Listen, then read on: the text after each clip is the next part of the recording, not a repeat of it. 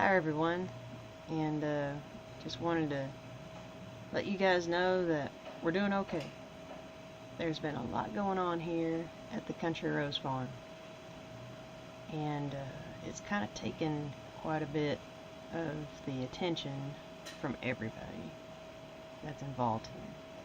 We want to thank everyone who has pinged us, some texts, some phone calls, make sure we were okay, and we appreciate that. But things have been really kind of hectic the past couple of weeks, and I just haven't had time to get a video out there. So, busy. Very busy. The first thing that happened was that I was making a video about kind of like the harvest, cooking in the kitchen, which you see here where I'm working on processing, taking the skins off of our tomatoes. But soon after making the start of this video and getting my film edits in there, I felt like I had some good momentum, and then something happened to the laptop and it went out of commission for a couple of days. It was a little bit of a panic because I had purchased this and the laptop had been only out of the box for like 4 or 5 months, and it had issues. I was very upset. I didn't want to have to deal with a warranty. I didn't want to have to deal with taking it back to the store. So luckily I was able to find some people who repaired laptops, but they were a county over, so I had to kind of schedule when could I take the kids to get this laptop repaired. And as you can see, by me being able to jump back into my film editing, I have successfully got that done, but that took time.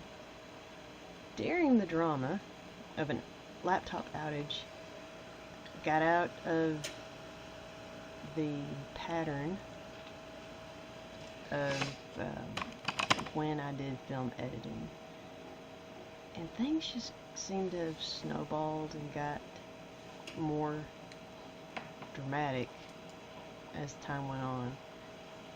Our biggest sad thing that happened was that our dog, our German Shepherd, who was like, I think 12 or 13 years old, lovingly named Watchdog, passed away, and we were very sad about that, and we went through a period where we were mourning a Watchdog, and on top of losing Watchdog, we had our kittens, and we were getting ready to get the kittens rehomed, the 7 kittens that Mom had, and they were supposed to all, everyone was told, come Saturday, come get your kittens. Well, one of the kittens met up with some, we didn't see it happen, but it got hurt to the vet. It got hurt so bad that we had to take it to the vet and have it put down, which was heartbreaking. Never had to do euthanasia before, and that was my first, and I blubbered and cried right there in front of my kids. Hopefully my kids are the better for it. Mom breaking down over a kitten. But, I'm soft-hearted that way, and that was hard because I felt like I let the kitten down. And it was an unusual day because Mama Cat had not taken baby kittens into the barn area. Well, there's a lot of big animals down there. So, yeah, that was not a good day. That was a hard day. And then on top of that, we've had the glory of farm life happening left and right. We've had babies born. We've had chickens that have been broody seemingly forever have babies. So we've got little baby chickens everywhere, and I thought everything was good, and I did a head count every morning. Sure enough, something starts eating baby chickens, and I suspect it was some pigs who got out of their closure area. And even when the pigs were behaving themselves and staying in the closure area, we had a couple baby chicks go into the pig pen and get mired down in the little mud spot. And luckily, my son Brasco was able to get in there and get them baby chickens out, but not at the expense of my boots, which are still muddy and sitting on my side porch. But we've had a lot going on, and like I said, not only were cats having babies and chickens having babies, but we've got back into the milk business. Ta-da! We do have a little bit of video of baby cows being born, and that's coming up. But there's just been a lot on my plate lately, guys. A lot of stuff's been cooking. And I do apologize for not getting a video out there sooner. But I'm sure everyone out there has experienced being bogged down, overbooked, overextended. And whenever that happens to me and I start having things die on me, I kind of go into a depressed state, a little down, get the blues, not feeling like I'm doing too good doing my farming gig. But there'll be some more videos hopefully now that I'm getting back into the pattern, getting back into the swing of things. And my big thing is it's just been so hot that the weeds in the garden, I gave up. I should just put a little white flag out there and let people who drive by get a nice little chuckle out of the little surrender flag in my garden. But there was grass, weeds, and there was had some cockerels show up, and I'm not sure where those came from.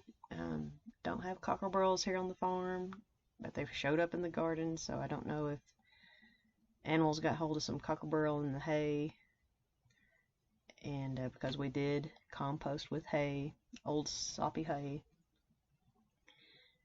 So in our near future videos, we will be featuring some garden updates. We have been taking time to put the garden down, and as we're like pulling up old corn stalks and old green beans and yanking out the panels, I'm standing there and I'm thinking, gosh, this would be some really good video material. But I didn't have the energy. I'm having some trouble drumming up the fight in me. But I am going to overcome that. It does. It comes in cycles, ebbs and wanes, and anyone out there who has a lot of stuff on their plate and understands that they've got to juggle things, because oh my goodness, heaven forbid if I clean clothes and cook food and make sure my kids are doing their virtual schoolwork. That's been another very large chunk of time, because they are expected to be doing schoolwork for about 6 hours. Well, I've got 2 of them. I've got one in kindergarten and I got one in the 7th grade, and I have to sit with the kindergartner, and then every now and then my 7th grader will come in and he'll need help too, and it's hard to help both simultaneously, so I'm stretched in both directions. There just has not been time for filming, let alone film editing. So on top of trying to get all that wrangled in, we would have some new challenge occur, which would include baby chickens who had some type of beginner of life issues. So we have this one chicken. One little baby chick was born, and it wasn't keeping up with mom, and it was tinier than the others, and your heart goes out to the thing. And so it we didn't know if it was a boy or girl, so we called it Stacy, because that could be a boy or a girl name.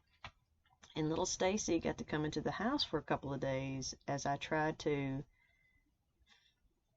coax it into the idea of life is worth living, and you need to fight, and you can do this. So we would be having virtual class. In the background, you'd hear the little cheep, cheep, cheep, cheep going on all throughout the time that the kids' mics would be on. And thankfully that only lasted a couple days, but I had to tell the online teacher to excuse us. We do run a farm, and that's where we're stationed at the moment. So rooster crowing and chickens and cows happen. So everyone's got an opinion around here, apparently. But luckily, Stacy learned how to eat, and once I would take her out there to be with mom and let mom kind of teach her, how to come here, how to stay put, how to seek shelter, where to scratch and eat, how to be a chicken, basically. I felt comfortable about leaving Stacy outside with mom. It just took her a couple days to stand up. And I'm very impressed that we still have Stacy. That was awesome.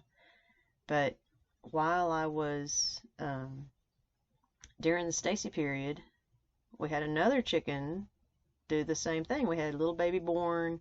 She couldn't keep up with the rest. She was puny size. But then I thought, oh good, just like with Stacy, I'm going to, bring this one back. I'm going to rehab it. I'm going to let it, stay in the warm on a heating pad. I'm going to teach it about egg crumbles or chicken crumble food and greens. And I'm going to let it get strong. And I'm going to put it back out there with its mom. Well, I got lucky that first time with Stacy, and our little chick Tracy didn't make it past day 4. He wasn't able to eat properly. There was a day when it seemed like the chick was going to make it. There was a lot of hope. I'm like, oh man, I'm pretty good at this.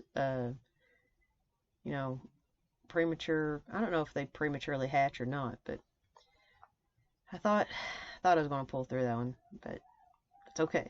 Stacy is still surviving, and I needed that. I needed that success. Just like we all need to be feeling success. This part of the video is where I am discovering that my boots are leaking. And isn't that pretty much the analogy of the past few weeks? Here we go. We've got this mud and the mire, the places where the pigs have been taking in the comfort of the mud in the hot summer, and trudging along, doing your job, feeding everybody, getting the pots and the dishes to put wonderful little treats in. You're doing your best with great intentions, and that's when your boots give out on you. That's when they start leaking, taking on the nastiest water on campus.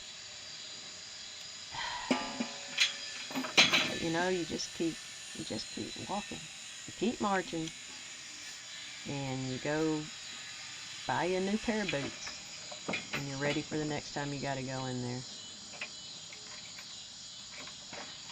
The funny thing about cows is that none of these girls or our bull enjoys having tomatoes mixed in with their salad treats.